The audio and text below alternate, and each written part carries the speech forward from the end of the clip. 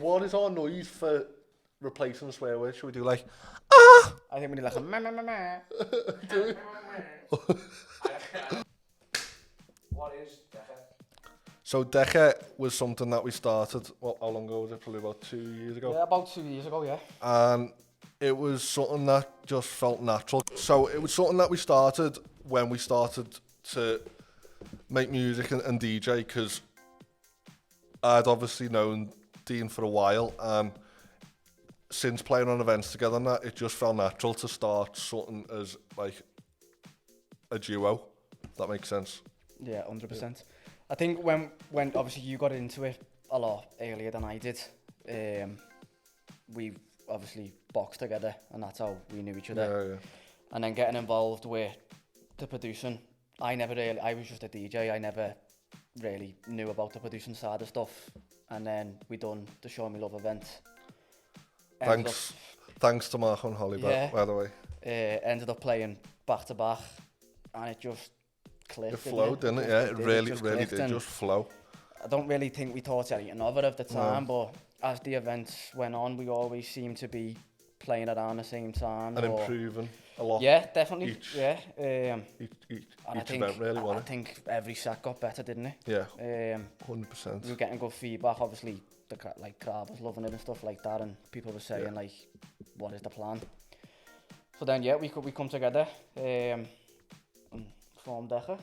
And I think it helped that our sounds were the same. Yeah. And they've sort of stayed the same and changed the same way. They've definitely evolved, haven't they? Yeah, they have evolved.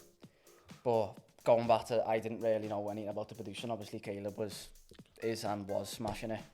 And I wanted to sort of get into that world, and I wouldn't say I was getting bored of DJing, but I was definitely looking for something else that was sort of interesting, and I think the DJing can only take you to a certain level before getting into the producing.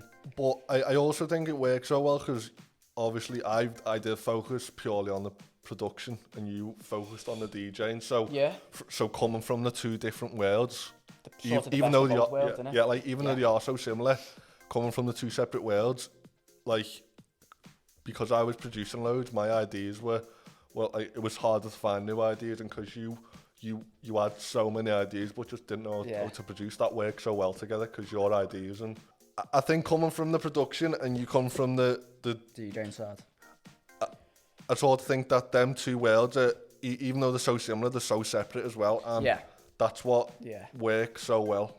100%. And I think why it works so well with us is there isn't much going on in Liverpool. Like, there's a lot of DJs and a lot of good DJs, but producing side, I think people seem to stay away from it and don't really get involved, do they? Obviously, 100%. Yeah. I get why it takes years. Hard work, it is. Like, how long have you been? I don't know. Been at it 5 years? No, 6. 6 years. I've only really been doing it. Two. Say properly about 2, and obviously you realise, don't you, how hard it is to actually learn it, even just make a basic track. It takes so much time. So when we sort of got the opportunity to, like, when you got your studio made and we were getting in there, and 100%. I'd just watch it, wouldn't I? Do you know what I mean? I'd just literally sit there and we'd be like, what are we making today? And it'd be you. It'd be you making it, and I'd just be sitting there watching and not knowing what was going on. Yeah. Not having a clue.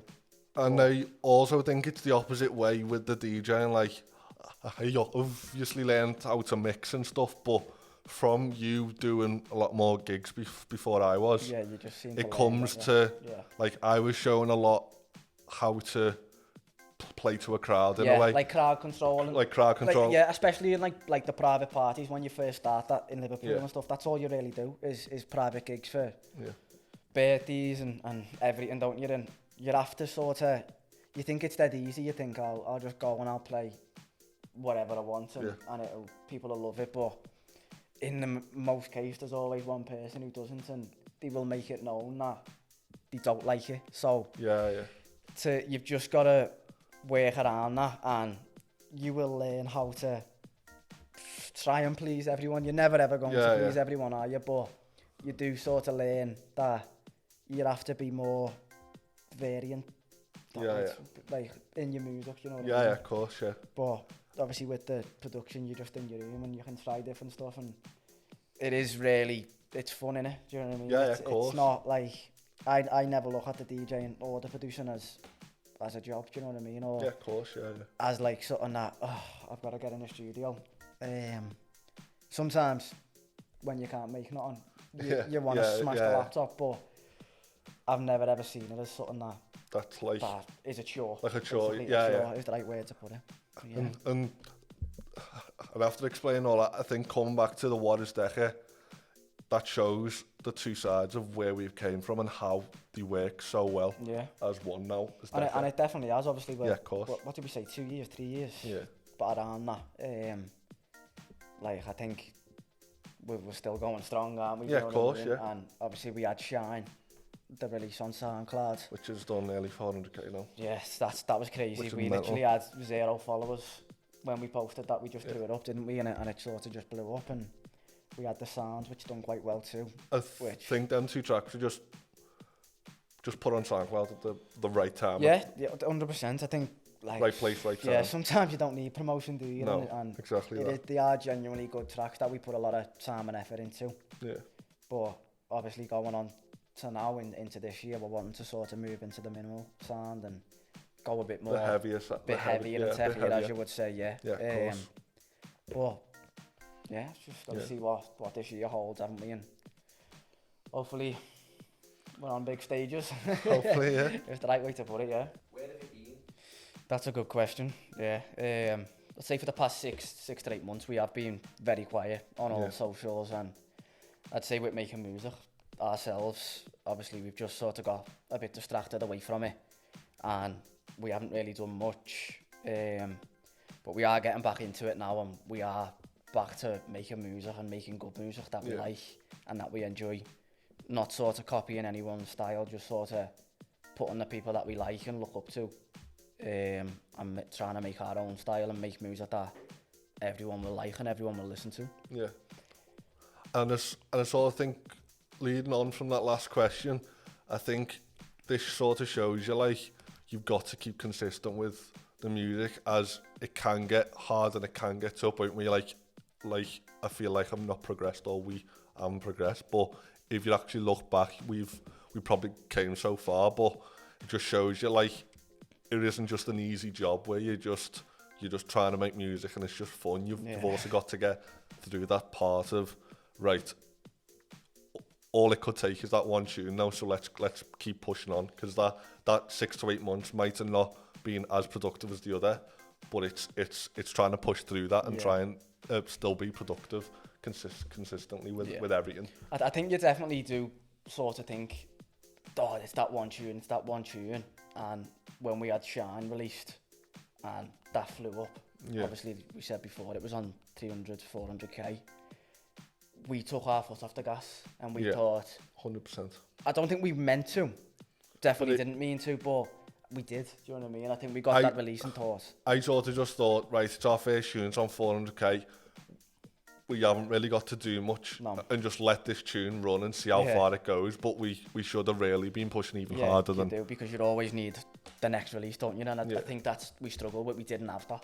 We didn't have that follow-up, or we didn't know what 100%. Was next, you know what I mean? So we were sorted in that space of, what do we do now, or stuff like that. But I think now, we have been quiet, but we definitely are on the way back. We've got a big year planned. We've got some brand new releases coming out soon, and we cannot wait to show them to you, and hope you like them, basically. Yeah, and I purely think that's, even though we weren't that productive for that 6 months, it's definitely worth having that 6 months, because we'd have been in a completely different position now if it wasn't. Oh, 100%. And I feel 100%. Like that 6 months has gave us time to reflect and see what music we're actually liking making, and what music we actually like to listen to.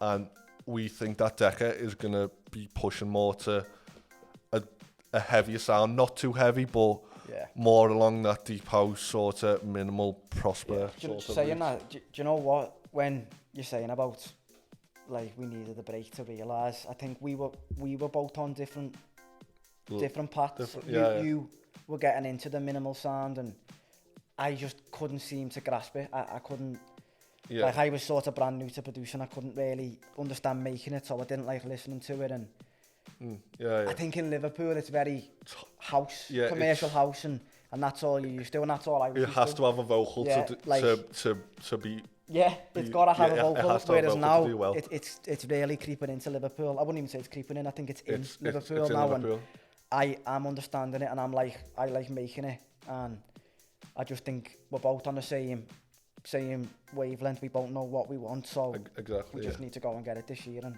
that's what we're hoping to do. Yeah. What are your inspirations, and how does this reflect on your music? So, my 3 inspirations and Dean's 3 inspirations are probably really different in music, as I like a lot more of the heavier stuff, and Dean's into the more... I wouldn't class it as so much heavier. It's just got a different sound, vibe and feel to it, doesn't it? It's a hard thing to explain. Yours is a more emotional. I'd say that. You feel. I think yours are more dancey, house. I would agree with that. And so my 3 inspirations are Chris Dussey, Gaskin, and Max Dean.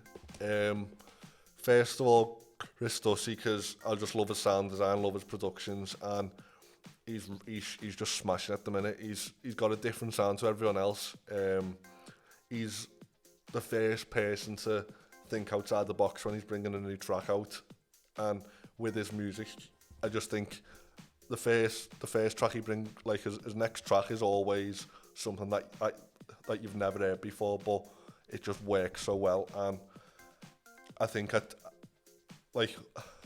take a lot of ideas from him. I take a lot of I take a lot of inspiration from him, and I think that's why he's in my top 3 inspirations.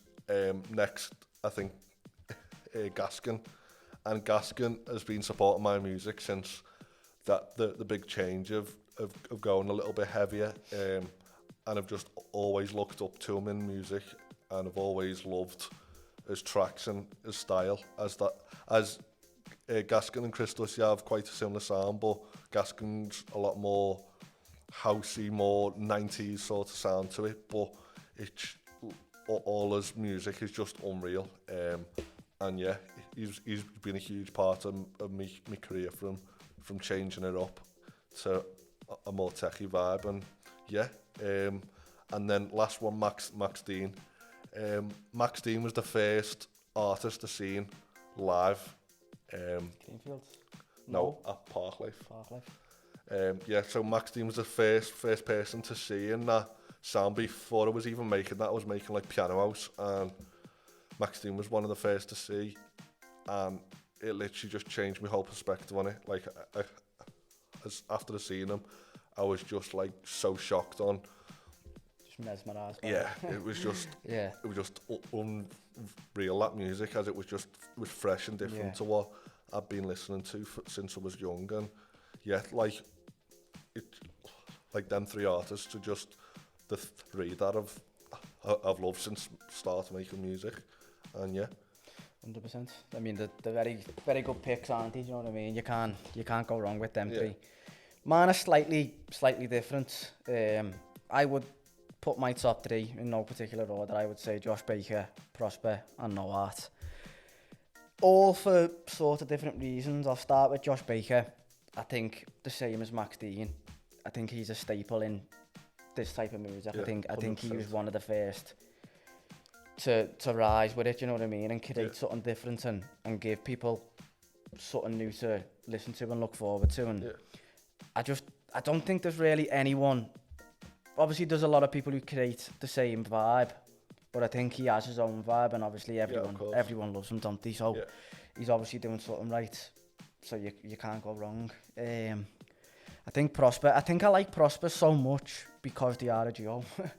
So I sort of, I can see like myself and you like that, you know what I mean? And that's always something to look forward to. And I just think their music's a different level. I love them. Every tune they drop, like, there's a banger. And then you've got No Art.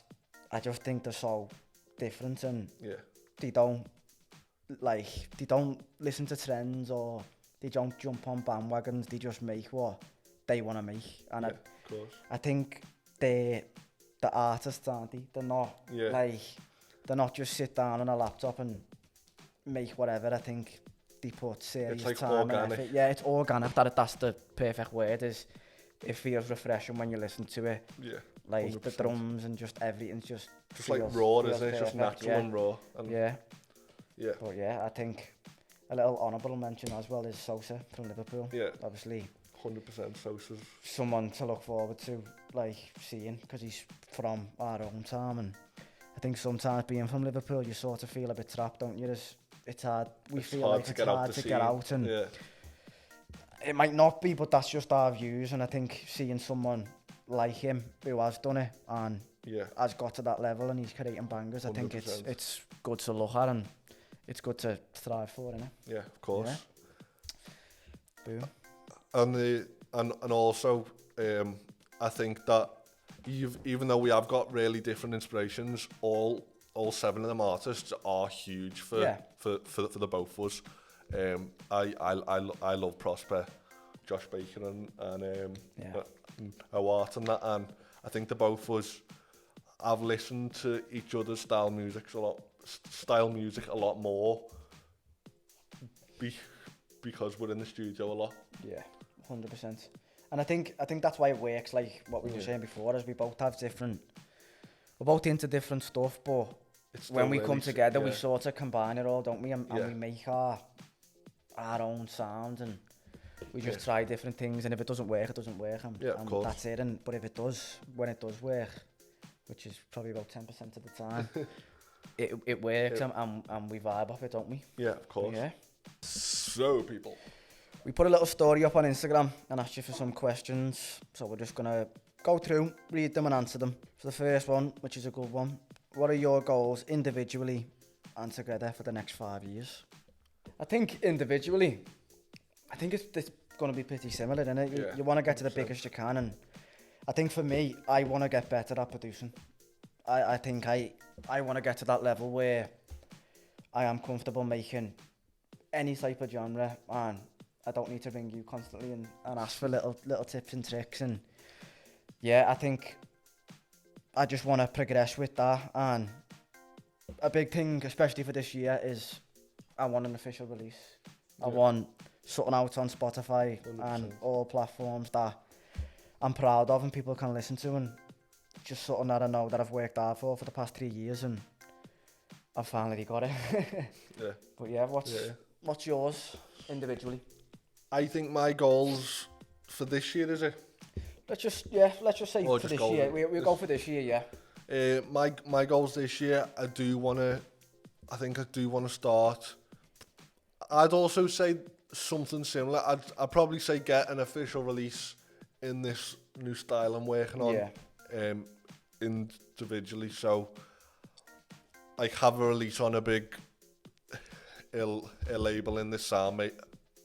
Preferably one of a big artist, so like Chris Dussy or someone like that, have a release on his label up the Stuss, or get signed to EastEnders or something along the lines of that. But I also really do want to start travelling to gigs a lot more. Since I've got a manager now, I really want to start pushing the gigs now with Toby, and try and get some more gigs around. But I also know that we have agreed on trying to push the music out as much as we can this year. As said, the sound has completely changed to what I used to make. But yeah, I think definitely a Spotify release again, or an official release on a big label in this sound. Yeah, just push the gigs. Yeah, a lot more. I mean, I think our answers are pretty similar, aren't they? But that's all you can sort of aim for and hope 100%. For is to be the best and just the most real you can. Of course. Like, I just think what you're making is you. Do you know what I mean? It's what you want to make. If you were still making Piano House now, it wouldn't be the music to the best of your ability. Yeah. Do you know what I mean? You can make a Piano House very good, but because you don't want to do it, you don't want to do it. So I think when you took that leap of going over to the minimal sound and you deleted everything off the Instagram and you just stripped it back to brand new, basically, didn't you? Yeah. You didn't know what to expect, and I think you've done very well with building the brand back up and thanks. Reaching out to all these big DJs who are at the top of the game now. Definitely, like Stussy and everyone, you know what I mean? Which you can't go wrong, can you? But I think definitely for me, I'm in the same books as you, and I definitely want to release this year. Yeah, of course. And we're definitely going to get in with some vocalists, aren't we, and start getting some originals. And we have got a lot of tracks, haven't we, together? Yeah. I think together now for the goals. We have got a lot of tracks, and is to start getting them boxed off and released. Boxed off and just get them out and just push. And make DECA more of a brand, I think now. Yeah, I think individually, it's like we just want to grow, don't we? But I think as DECA, as a brand, we want to push it not just as DJing and producing. We want to push it into events. Events. Obviously, we did do an event last year, which couldn't have gone any better for our first one. We didn't really have a following, and it did go good. It worked, didn't it? But obviously, since then we've been quite quiet, so we want them to get back into the events. Hopefully, in a couple of years, maybe have a record label for ourselves where we can give people who are in our position now opportunities and get stuff signed and just push our music to the best of the ability. Even then starting events in other places, maybe Manchester, definitely, Dublin. Yeah, like you're saying you want to travel. Obviously, if it come to it and we were doing it as DECA together and we were both travelling around the UK, around the world, doing whatever, doing events, playing. I think if we were doing that, it works to start taking that leap and putting our events on in different places. Oh, 100%, yeah. But and obviously, that's how you meet people, isn't it? You meet different people and you see different people and you hear different sounds. Obviously, now, like maybe the sound that is popular now, if you give it 2 years, it can change dramatically. I'd say this Chris Stussy sound has really creeped in the last 2-3 years, hasn't it? And like, I remember seeing Stussy on TikTok for the first time and I was like, who is this? And he was playing in some castle. It was years ago and I was like, that's mad, that's a mad song. I've never heard that style. And then next minute, you know, he's the biggest in he's blown he's up, the biggest in the industry, you know what I mean? So obviously it changes like that and you've got to keep ahead of the times if you want to stay relevant and if you want to 100% do it full time. So I sort of think as well, like